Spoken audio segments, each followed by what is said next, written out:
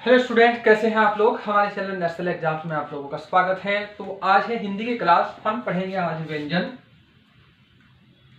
तो हिंदी की आज चौथी क्लास है, ठीक है, चौथी क्लास है। और मैंने जो इसका टाइटल है उसमें नंबर डाल दिया। सभी क्लासेस बिल्कुल सीरियल से है, नंबरिंग से आप लोगों को सारी क्लासेस मिलेगी। आपका जो भी एग्जाम है उसके टाइम से पहले आपका कंप्लीट सिलेबस पूरा हो जाएगा। उसके बाद आपको कुछ टेस्ट भी दिए जाएंगे, शायद 10 के करीब टेस्ट देंगे जो डेली आपको लगाने हैं, पहले आपको तैयार करने हैं, ठीक है। जो पढ़ लेना है, पूरा कोर्स पूरा करना है। तो पिछली वीडियो में मैंने आप लोगों को तैयारी की रणनीति बताई थी कि तैयारी कैसी होनी चाहिए, ठीक है, वो तो आप लोगों ने देख लिया होगा। तो अगली जो नेक्स्ट वीडियो बनाएंगे तैयारी की रणनीति की, उसमें मैं बताऊंगा कि किस सब्जेक्ट से किन किन टॉपिक्स पे मेन फोकस करना है, ठीक। आप अगर सारी चीज रटते चलोगे तो प्रॉब्लम हो जाएगी। सारी चीज आप पढ़ते चलोगे, थोड़ा सा नजर मार लोगे इस पे, लेकिन ऐसा नहीं कि आप उसे बिल्कुल लिख के रखना शुरू करोगे। कुछ टॉपिक्स होते हैं जो आप लोगों को रखने हैं, तो उन्हीं के बारे में हम चर्चा करेंगे किसी और वीडियो में। आज हम पढ़ेंगे हिंदी। आज है व्यंजन। तो इससे पहले हमने स्वर पूरे कर चुके हैं, वर्णमाला का ये भाग है। तो व्यंजन की परिभाषा देख लेते हैं क्या होती है। परिभाषा, ठीक है, व्यंजन की परिभाषा। अब देखो, व्यंजन क्या होता है कि ये जब भी बोला जाएगा हमेशा स्वर की सहायता से बोला जाएगा, वोवेल्स की जो सहायता से ये बोला जाएगा, और ये लिखा स्वतंत्र जाएगा। तो आप अगर कहो कि इसकी परिभाषा में लिखो, अगर स्वर की सहायता से, स्वर की सहायता से बोले जाने वाले वर्ण व्यंजन कहलाते हैं। व्यंजन कहलाते हैं,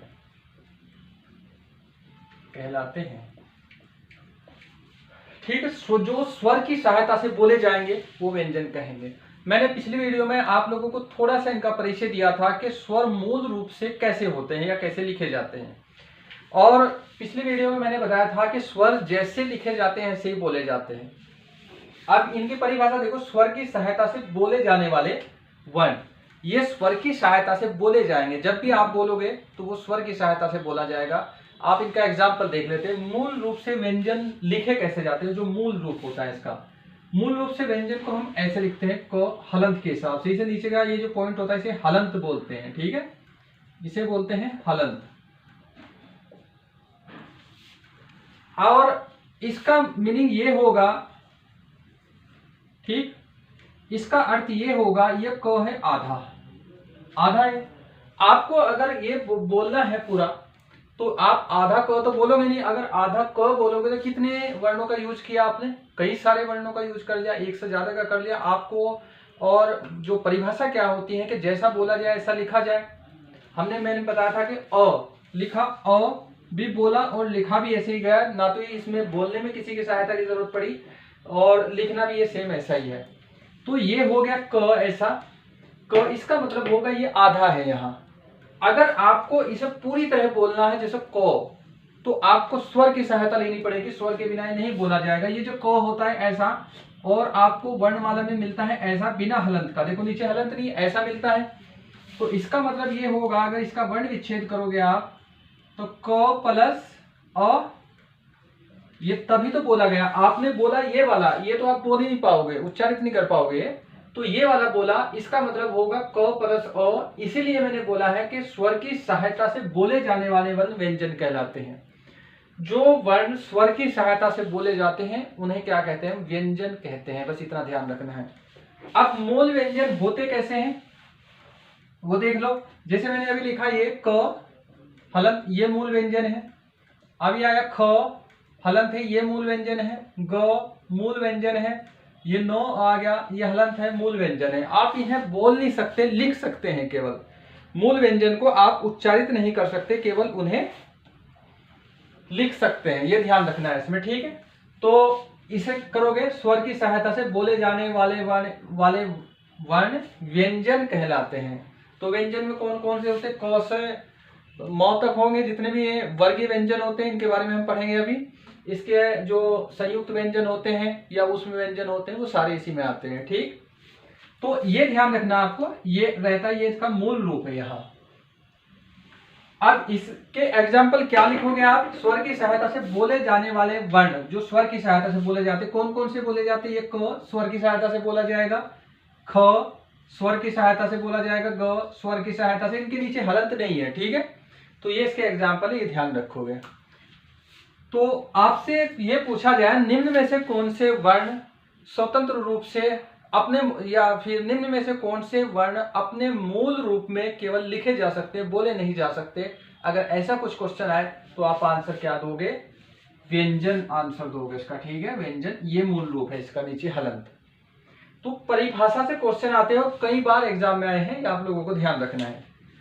अब ये तो हो गई इसकी परिभाषा। अब देखते हैं व्यंजन के प्रकार कौन कौन से हैं, ठीक है। ये तो हो गई इसकी परिभाषा। अब व्यंजन के प्रकार देख लेते हैं कौन कौन से हैं। तो व्यंजन के बहुत सारे प्रकार हैं। व्यंजन के प्रकार, तो इनमें शुरुआत से कर लेते हैं अभी से, जो बहुत फेमस है और यहां से क्वेश्चन भी रहते हैं बहुत ज्यादा। पहला जो प्रकार होता है इसका स्पर्श व्यंजन। स्पर्श, इसका नाम है स्पर्श व्यंजन। स्पर्श व्यंजन भी बोलते हैं और इन्हें वर्गीय व्यंजन भी बोलते हैं, ठीक है। एक नाम होता है इनका वर्गीय व्यंजन।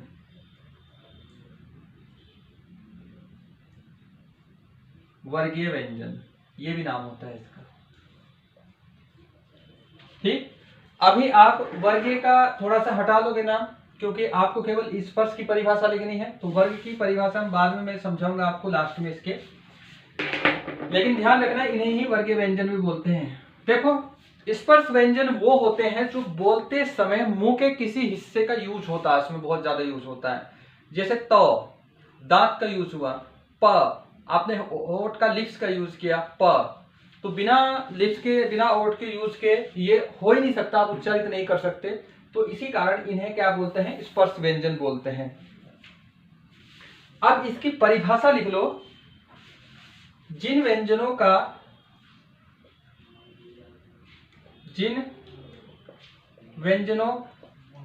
का उच्चारण, मैं छोटा छोटा लिख रहा हूं, थोड़ा आप लिखना। उच्चारण करते समय वायु मुंह के किसी स्थान, ये स्थान कोई भी हो सकता है। मान लो कंठ हो सकता है, गला हो सकता है, आप इसमें लिख लो। इसमें कंठ हो सकता है, तालु हो सकता है, दंत, ओठ आदि। तो ब्रैकेट बंद कर देना है यहाँ। इसमें क्या करना है कि जिन व्यंजनों का उच्चारण करते समय वायु मुंह के किसी स्थान को स्पर्श यानी कि टच, स्पर्श करती है, स्पर्श वे स्पर्श व्यंजन कहलाते हैं, ठीक है। वो कौन होते हैं? स्पर्श व्यंजन कहलाते हैं। तो इसमें क्या होगा कि हवा मुंह के किसी स्थान को टच करेगी, टच करते हुए निकलेगी, उसे क्या कहेंगे? स्पर्श व्यंजन, ठीक। तो अब इसका कौन कौन से होते हैं वो देख लेते हैं इसमें थोड़ा सा, ठीक है। ये परिभाषा है, थोड़ा सा आप नोट कर लो, मुझे हटानी पड़ेगी ये। स्पर्श व्यंजन को देख लेते हैं। पहले इन्हें वर्ग में बांटते हैं। इसमें कौन कौन से होते देख लो। यहाँ पहले क वर्ग आएगा, फिर इसके बाद च वर्ग, ट वर्ग,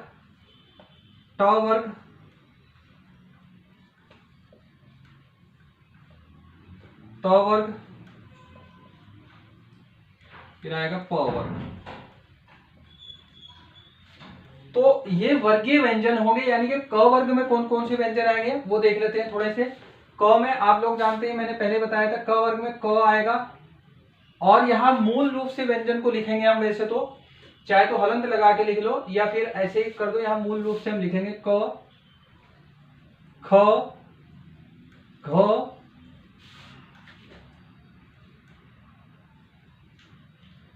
ठीक है, य, क ख ग घ य ह। और इसके बाद आएगा च, छ, ज, झ, य। फिर इसके बाद आएगा, ये हलंत लगा लेना सब में क्योंकि हम मूल रूप से लिख रहे हैं यहाँ इन्हें।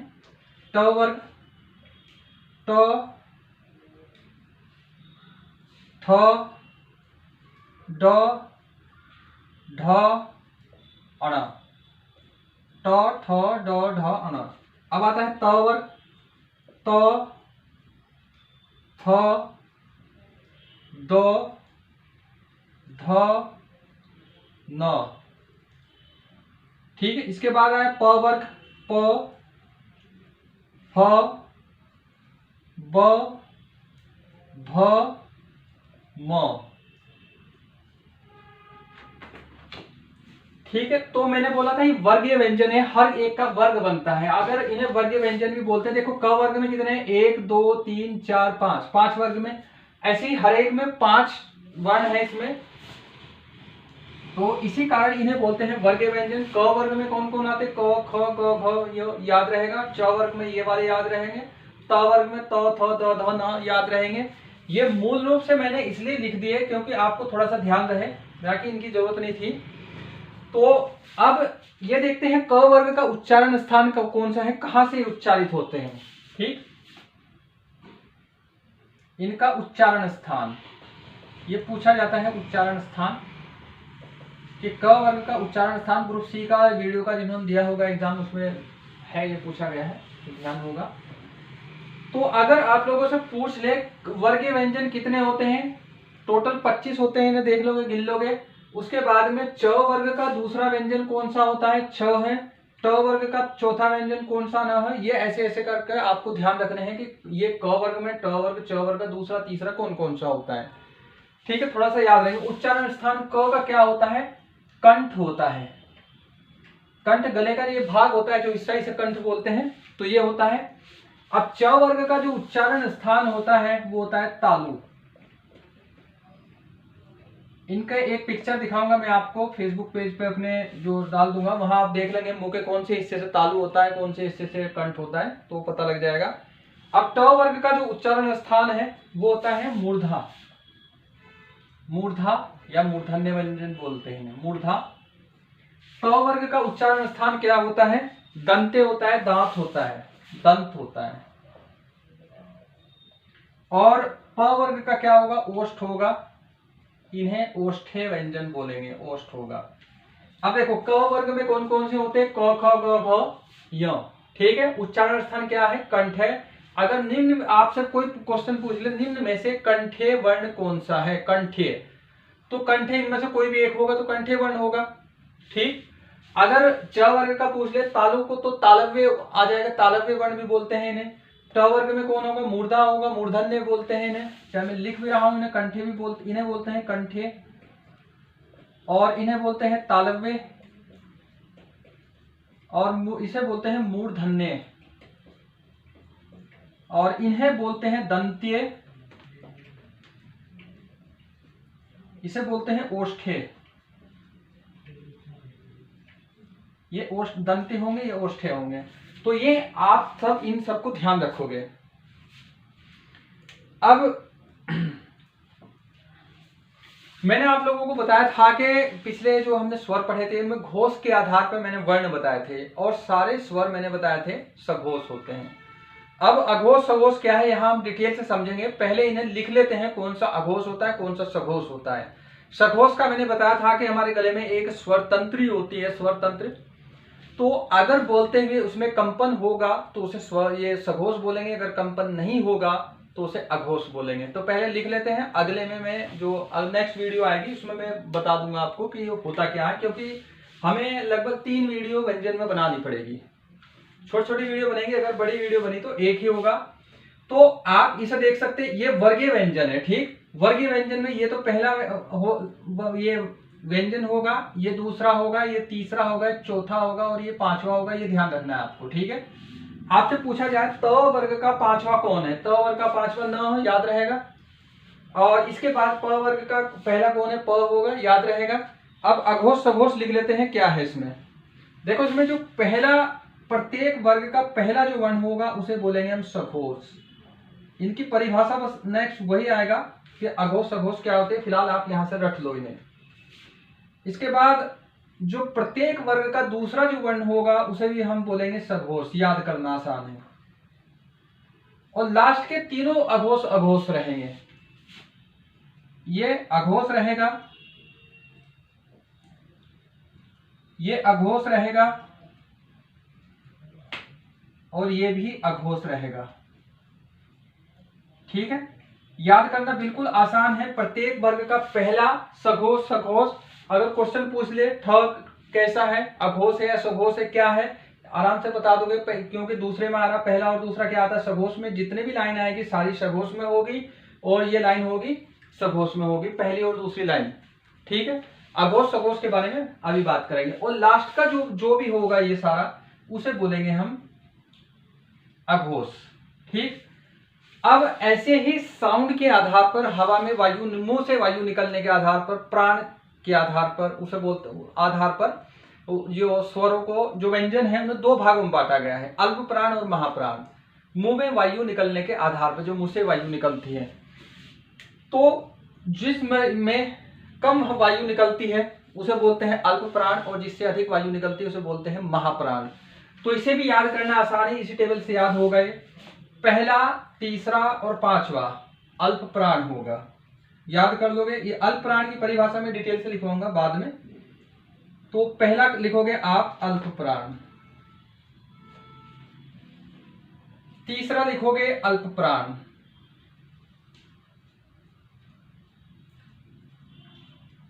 अल्प प्राण, और पांचवा भी लिखोगे अल्प प्राण। और दूसरा और चौथा ये लिखोगे महाप्राण, ये भी है महाप्राण। तो याद करना आसान रहेगा। देखो ये स्पर्श व्यंजन है, इनकी परिभाषा मैंने आप लोगों को लिखवा दी, क्योंकि ये वर्णमाला का टॉपिक है, बहुत अच्छे से आप लोगों को तैयार करना, यहाँ से क्वेश्चन बनने की पूरी पूरी उम्मीद है। जैसे मैंने शुरू में ही बताया कि ये आप लोगों को बहुत ज्यादा ध्यान रखना है कि किस सब्जेक्ट से, किस टॉपिक से क्वेश्चन ज्यादा रहते हैं। तो इसी में सबसे इंपॉर्टेंट आता है वर्णमाला, थोड़ा इसलिए ये डिटेल से पढ़ाया जाता है। अब देखो ये थे कौन से, स्पर्श व्यंजन है, इन्हें वर्गीय व्यंजन भी बोलते हैं। संख्या कितनी है याद करना आसान है, 1 2 3 4 5, 1 2 3 4 5, यानी कि 5 पंजे कितने होते हैं 25। इनकी टोटल संख्या कितनी है 25। अगर आपसे क्वेश्चन पूछा जाए कितनी संख्या इनकी, जो 25 है। वर्गीय व्यंजन कितने होते हैं 25 है, स्पर्श व्यंजन कितने हैं 25 है। अब यहाँ इनका उच्चारण स्थान देख लो, क वर्ग का क्या होता है, कंठ होता है, ये मैंने लिख दिया कंठीय, इन्हें बोलते हैं इन वर्णों को। च वर्ग का क्या है, तालु तालव्य बोलते हैं। ट वर्ग का उच्चारण क्या होगा, मूर्धा, और इन व्यंजनों को बोलते हैं मूर्धन्य व्यंजन। त वर्ग का क्या होगा, दंते, याद करना आसान है। और प वर्ग का क्या होगा, ओष्ठ, ओष्ठे होगा। तो इसे आप ऐसे अगर कर लोगे तो बहुत आसान है याद करना। अब आते हैं अघोष सघोष के आधार पर, पहला और दूसरा होगा सघोष सघोष, ठीक है, पहला और दूसरा सघोष सघोष, और तीसरा चौथा पांचवा क्या होगा, अघोष अघोष। याद रखना, ये क्वेश्चन पूछा जाएगा, निम्न में से कौन सा वर्ण अघोष अल्प प्राण है या अघोष महाप्राण है, सघोष महाप्राण है, इस तरीके से पूछा जाएगा। थोड़ा सा आपको ध्यान रखना है। टेबल याद रखोगे तो याद करना आसान रहेगा, अगर नहीं याद रखोगे तो ऐसे रटोगे तो बड़ी प्रॉब्लम हो जाएगी, इसलिए इसे बार बार बना के देख लेना, आपको याद करना आसान रहेगा। यहाँ से ऐसे ही प्राण के आधार पे, ये प्राण होता है वायु, मुंह से वायु निकलने का आधार, ठीक है, जिसमें वायु अधिक निकलती है महाप्राण, कम निकलती है अल्प प्राण। ठीक, तो इसमें पहला, तीसरा और पांचवा अल्प प्राण होगा, याद रखना, पहला, तीसरा, पांचवा अल्प प्राण, दूसरा चौथा महाप्राण, दूसरा चौथा महाप्राण, याद हो जाएगा ये। पहला, तीसरा, पांचवा अल्प प्राण, दूसरा चौथा महाप्राण। सघोष होगा पहला, दूसरा, तीसरा, चौथा, पांचवा होगा अघोष।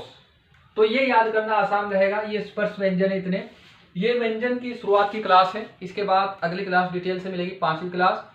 तो बस मैं यही कहूंगा आप लोगों से, कि हमारे चैनल को सब्सक्राइब जरूर करना है, अपने फ्रेंड्स में शेयर जरूर करना है। और इसके अलावा जो कुछ लोग बच्चों के कमेंट थे कि क्या ये तब तक कोर्स पूरा हो जाएगा, बिल्कुल कोर्स पूरा होगा, थोड़ा सा इंतजार, बस हम भी आयोग के सिलेबस की कर रहे हैं। उसके बाद 2-2, 3-3 क्लासेस आपको कंटिन्यू मिलेगी। और रीजनिंग और कंप्यूटर के लिए बोल रहे थे तो उसके लिए शुरू हो जाएगा, तो बाकी थोड़ा सा सिलेबस का वही इंतजार है बस। तो चलिए मिलते हैं नेक्स्ट वीडियो में। बस क्या करना है, आपको डेली से अपनी अच्छे से तैयारी करनी है और एक अपना टाइम टेबल सेट कर लेना है पढ़ाई का। ऐसा नहीं कि एक दिन आप 10 घंटे पढ़ ले, अगले 3 दिन छुट्टी, ऐसे गलत है। चलिए मिलते हैं नेक्स्ट वीडियो में।